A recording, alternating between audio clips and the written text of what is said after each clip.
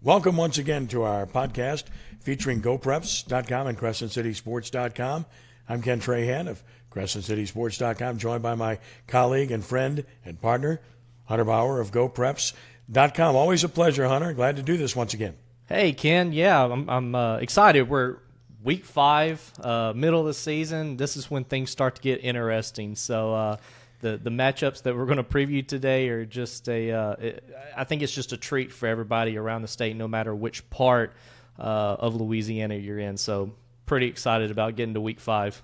We love talking about the games, and we're here to talk about the games, but we must talk about what's transpiring with the membership and the LHSA. And, of course, next Tuesday, a very important meeting and a very important vote to really determine the future of this organization and the future of playoffs. And this thing has got a two-sided figure to it, so to speak, because not only are we talking about whether or not we'll go back to what transpired last year, but perhaps, just perhaps, maybe about everything going back to the way it was prior to 2013. Your thoughts?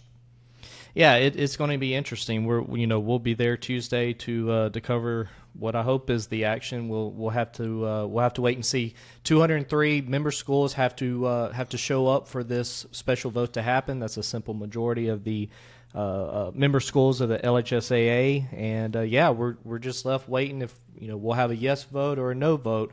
If 203 member schools show up, they'll be able to hold the meeting. Need a simple majority vote from those schools that show up, and it's just a simple, do you support the current definition of select, yes or no, and then from there we'll see what happens. But it's really kind of been in a holding pattern over the last month or so, ever since the injunction was handed down by the court. So Tuesday, I hope, answers a lot of questions either way on where we'll go or where the association will go moving forward. The question that clearly lingers with me is, why wouldn't you show up? Unless you have a legitimate reason not to, why would you not show up for this? That is puzzling to me with regard to some who, frankly, do this fairly frequently. Yeah, and I think that's been the biggest question as well, Ken. Why not? This is what a majority of schools wanted. They wanted their voices heard. They wanted to be able to vote on, what a select school should be defined as. The LHSA has given them this opportunity, this special meeting, and why not take advantage of it? That's a question that I guess needs to be answered by some of the principals, and it's actually fairly easy. The LHSA is also allowing principals who cannot make it to, if they have a certified designee within the system, that designee can go and vote on behalf of the school if the principal can't make it. So it's not totally left up to the principal himself if he can't make it. So they're given ample opportunity to go Baton Rouge on Tuesday and vote yes or no. So I'm interested to see. I think there will be a quorum of over 203 schools. I think you'll have enough because people want this to be over, I believe. I think the majority wants this to be over. They want to know what the playoffs are going to look like. I mean, we're heading into week 5, and we still don't know what's what. All right, let's turn our attention to games. These would be all Friday night games with one exception, a Saturday game. Friday night, Baton Rouge area, Southern Lab and Dunham. These are two schools that have gone pretty deep into the playoffs. Yeah. One has won a state championship. The other scores a bunch of points. And, look, Southern Lab lost a game to Madison Prep by a point, which is no slouch, of course. And, of course, where Dunham's concerned, as I mentioned, typically speaking, Dunham can score with anybody in the state. And clearly this is a program that's fashioned that type of offense under Coach Weiner, and they've done it again this year with the points that they've scored. Your thoughts? Yeah, no doubt. What Coach Weiner has done at Dunham, I mean, it's amazing. And then going to the state championship last year and competing. But then you also have a Southern Lab team that everybody knows. Southern Lab, it doesn't matter what year it is, they are going to be competing at a statewide level, and they're not afraid to go in and play teams, bigger than they are, which, Dunham is technically 2A, but Dunham's very talented. I mean, they've got a quarterback, number 7 quarterback in the state, number 4 wide receiver in the state as far as receiving yards and passing yards go. So they've got a really solid offensive attack, but so does Southern Lab. And Southern Lab's always been a great offensive school, but they're always a great defensive team as well. Dunham went in last year's matchup between the two schools 28-14. I think they've won the last two against Southern Lab, so Southern Lab's really looking forward to this matchup, and it would be a great win for Southern Lab, a great points night within the current format system if that's where we're going to go. But yeah, just in my notes, I noted highly contested matchup, plenty of offensive power from each side. Could end up being a close game and a shootout. Yeah, Drew Bourgeois and, of course, Jack Como also really good in the receiving game for Dunham. They throw the ball extremely well, and obviously that's going to be their ticket if they're going to have success in this game against a good Southern Lab team. Here in the New Orleans area, Edna Karr playing Brother Martin. That game will be at Ted Gormley Stadium Friday night. Karr certainly a favorite in this one. Brother Martin got handled by St. Thomas More, but it's a good Brother Martin team. Mark Moniz does a great job. Their offensive line's good. Jordan West, a good running back. Of course, Karr, on the other hand, look, they had a tough one on their hands last week with St. Augustine, a game we had live on CrescentCitySports.com, but the defense is stout once again. Johnson's an outstanding quarterback, and the thing about Karr is they're young, so this is a good matchup. Certainly like Karr to win the game, though. Yeah, and one thing that I noted was Brother Martin last 3 games out have been on the road. I think that helps prepare them for not just Karr but going forward. They're certainly road tested. Only loss coming to St. Thomas More, but they played Ouachita Parish and St. Paul's as well. So really some solid matchups to help them get ready for this district showdown with Edna Karr. I watched a little bit of the live stream on Crescent City Sports last week between Edna Karr and St. Aug, and was really impressed by both teams. It was slow at times, and I think each team was trying to find their footing, but I don't think this will be a beatdown as what everybody's thinking or maybe projecting. St. Aug was Edna Karr beat down Warren Easton. I think a lot of people thought they were coming in and do the same thing to St. Aug, but that's just the Catholic League for you. I think once you get into this district slate, every week is a battle, and of course, Ken, y'all are down there. Y'all know, y'all see it every week. So certainly going to be one of the top 2 matchups in the New Orleans area this weekend. Of course, in Northeast Louisiana, great rivalry, Rustin and Neville, 5A, 4A school. This is a bloodbath. I mean, this is a tremendous rivalry. These are 2 very good teams, one unbeaten, the other one, of course, a very narrow loss to Warren Easton, which was, of course, flipped into a win, so technically unbeaten there as well. Right. Look, I mean, this is always about, to me, it's about a testosterone test. Yep. Macho, who's the stronger team up front? They're going to run right at each other. They're going to play physical football, and whoever can impose his will on the other will win the game. Yeah, no doubt. And this is a game where you have to throw classifications and past year's results and things like that out the window. It's just one of the state's best rivalries. And it's interesting, the series has been split the last 4 years. So that just goes to show you how even level these 2 teams are, regardless of classification or whatever. Rustin won last year's matchup 27-21, close matchup.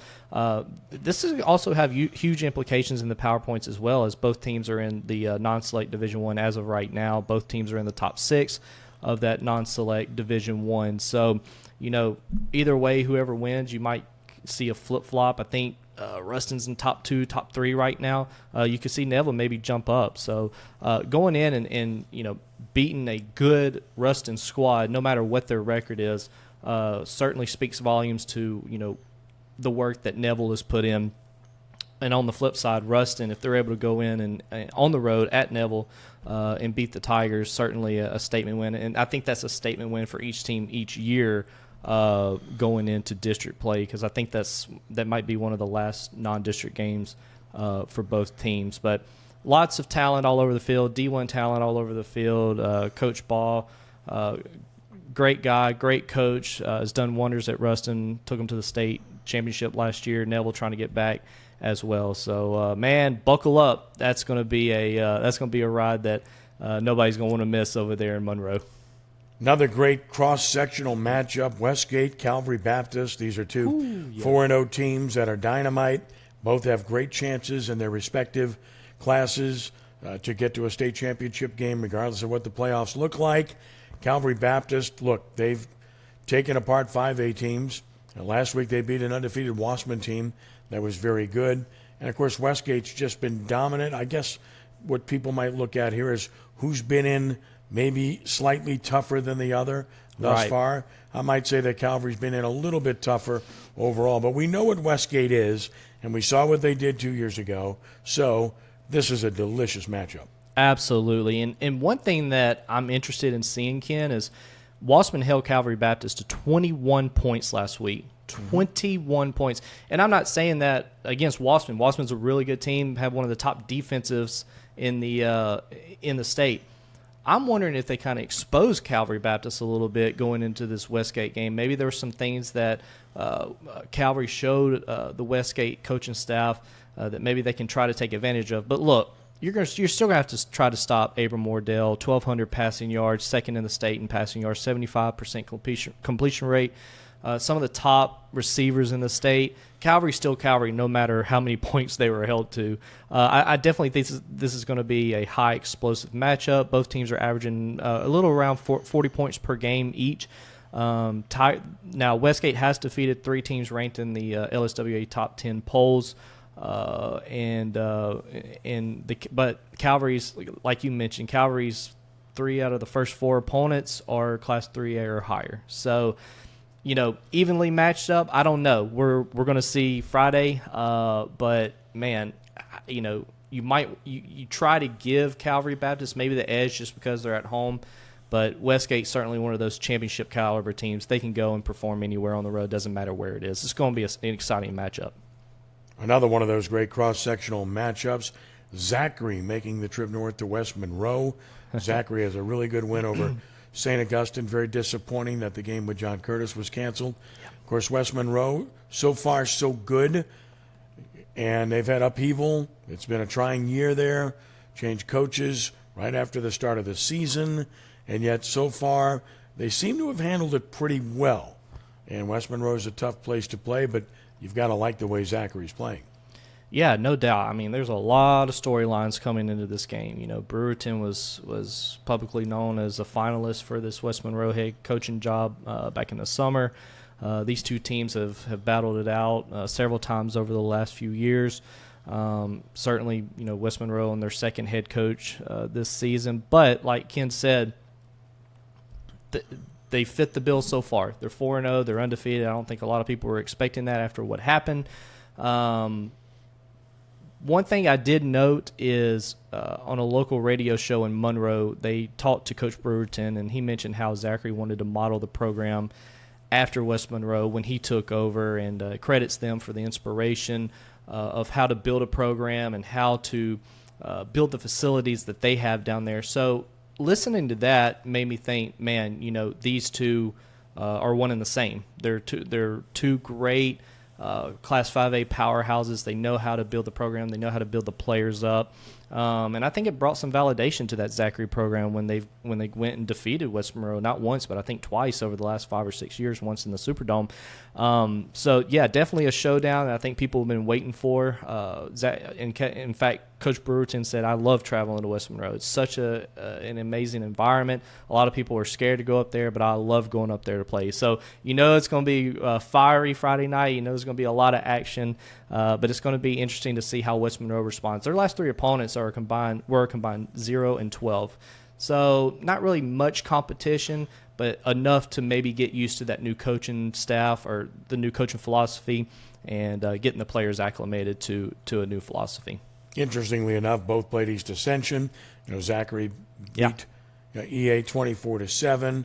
Meanwhile, the Spartans lost to West Monroe 34-20. So somewhat similar in that regard if you're looking at relative comparisons between the two. Finally, a Saturday game, John Curtis Christian and Holy Cross, 2 undefeated football teams. Holy Cross with really good skill position players. Cole Canatella, 3-year starter at quarterback. He completed all but 1 pass last week in an amazing performance. And, of course, his receivers are terrific. Fenn Martin's really good, but Cross Johnson and Kobe Young are superb. And as for John Curtis Christian, I don't see any weakness on this team. They're strong up front, offensively and defensively. Excellent running backs, led by Marlon Prout.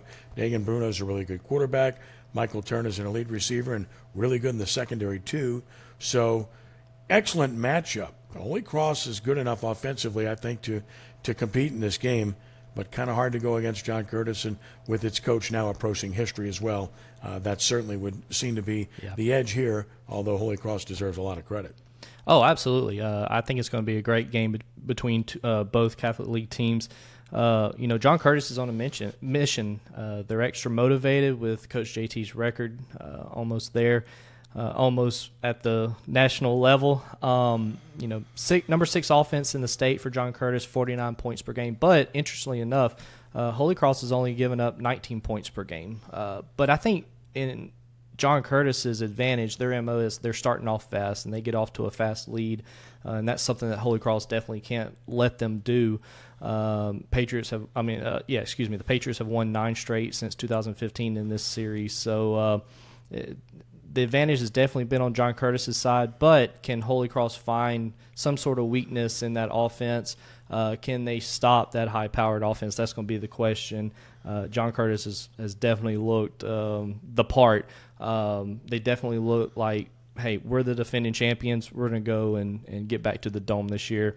So much extra motivation for them, like I said, though, and I'm interested to see how this game turns out. Of course, we look forward to talking about all these games on our radio show, the original 29th year, 6 hours of coverage on Friday nights, and starting Friday night, Hunter will be part of this too. We'll have him on for analysis for 4 or 5 minutes each week. In our countdown show in the 6 o'clock hour, it's Haynes Academy night, and Hunter will be talking to our Les East and Jude Young about a couple of these top games we spoke about on the radio show too, on 106.1 FM locally, and of course accessible anywhere in the world at NashFM1061.com and on 4 other stations around Louisiana too. Great to have you. Look forward to having you on the radio show, and this has been a pleasure again, and we look forward to doing this again next week. Absolutely, Ken. Thank you very much. And, Week 5, go out, see a ball game. Plenty of them around the state, no matter where you're living. And Ken, appreciate the opportunity. Can't wait till Friday. Get on the show with you guys, and we'll talk again next week. All right, it's a daily double. Excellent parlay. GeauxPreps.com, CrescentCitySports.com. Check them both out. Thank you, Hunter. Blessings to you. All right.